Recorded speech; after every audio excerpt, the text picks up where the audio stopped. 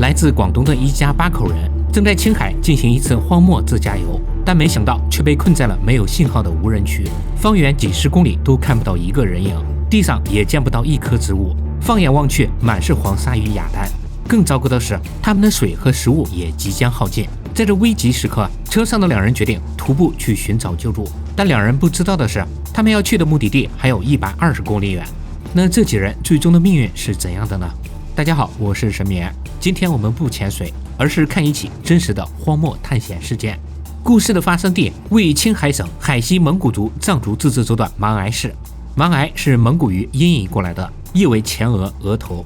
芒崖北临阿尔金山脉，南依昆仑山脉，域内以荒芜的雅丹和盐碱地为主，而这些地貌也形成了许多壮美的自然景观，比如被称为地球上最像月球的黑毒山，承载着石油工业历史记忆的冷湖工业遗址，如仙境般的格里盐湖、水上雅丹、315 U 型公路以及魔鬼之眼艾肯泉等等。而我们本期的故事跟另一个名气很大的景点有关，火星营地。它紧邻因具有火星地貌特征而被称为地球上最像火星的俄伯良雅丹。2023年8月6日，广东佛山的一对40多岁的夫妻准备带着一家8口到这里游玩。除了这对夫妻，还有他们2个10岁上下的孩子，以及4位60岁以上的老人。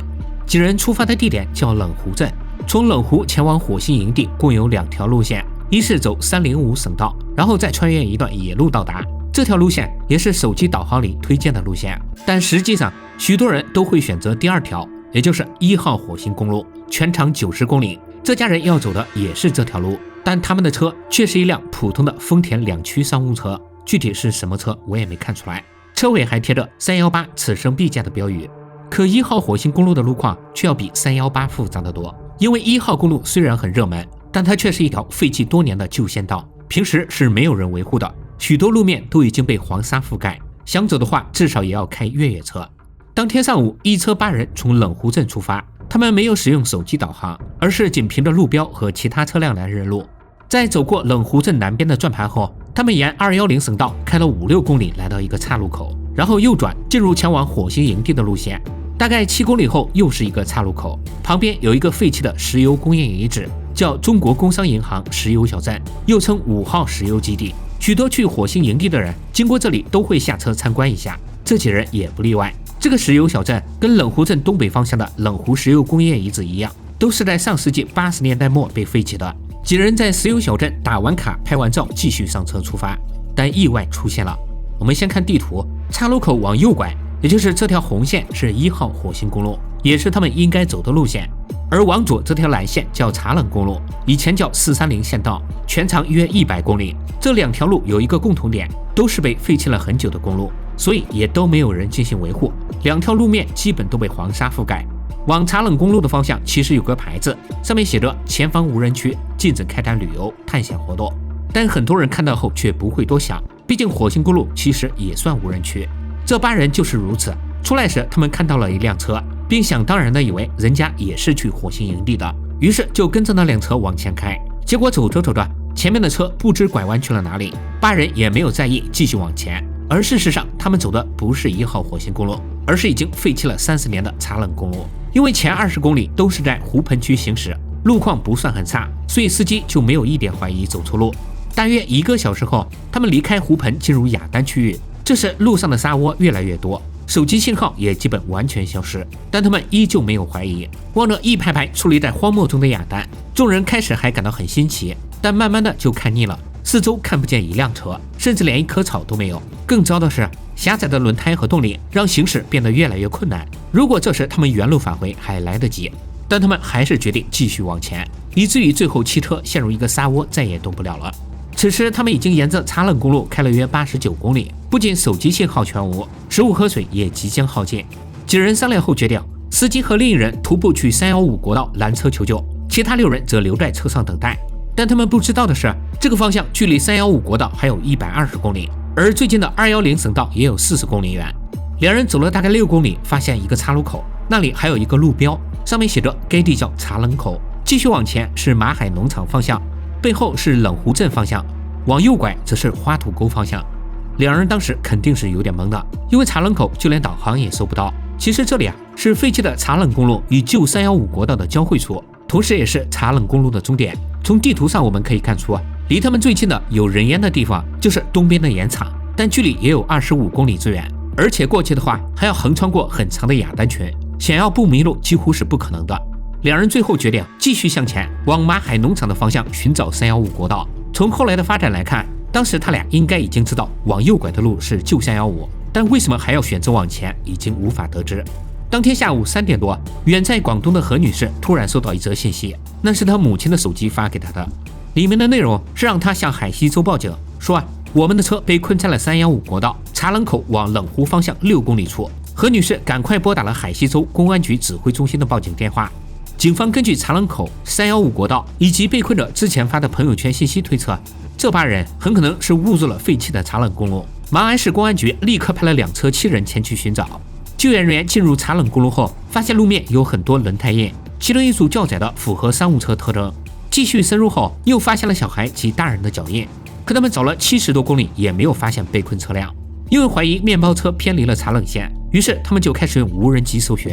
幸运的是，无人机仅往前飞了4-5公里就看到了一辆车，那里距离茶冷公路的终点只有5-6公里。警方立刻驱车查看，可到了跟前，他们发现车内空无一人，大家的心立刻沉了下去。因为这时天色已晚，那片区域昼夜温差极大，徒步的话将会非常危险。为了能尽快找到几人，他们用卫星电话向指挥中心请求支援。随后警方又派了5车20人前去。因为面包车被困的位置沙窝较厚，为了防止自己的车也陷进去，搜救人员只得徒步搜寻。他们再次放出无人机搜寻。终于晚上9点38分，无人机在茶冷口，也就是茶冷公路与老315国道的交汇处发现了一群人。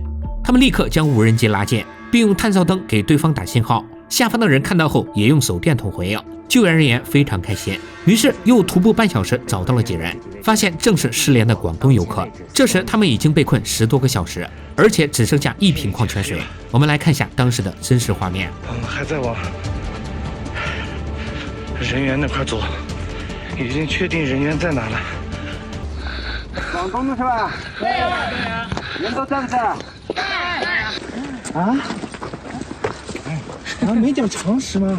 对。啊，汽车不好意思，他带着手啊。不去。不好意思。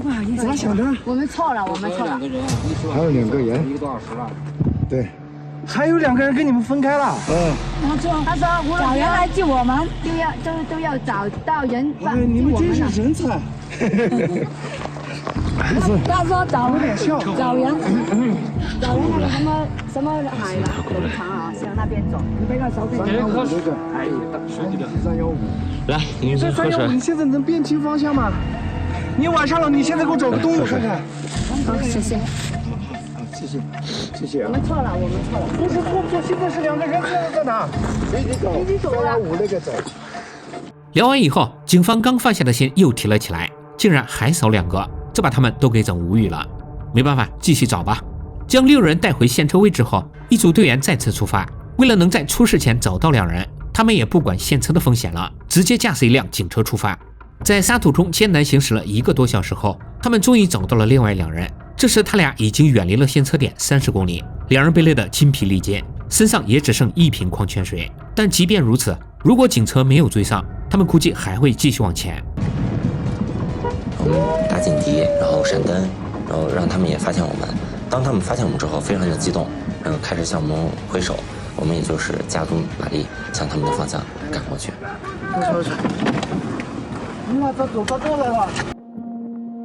我们开始带着剩余2人往他们先车的位置赶回。跟他们聊了一会儿之后，他们都坐在车上就已经睡着了，太累了。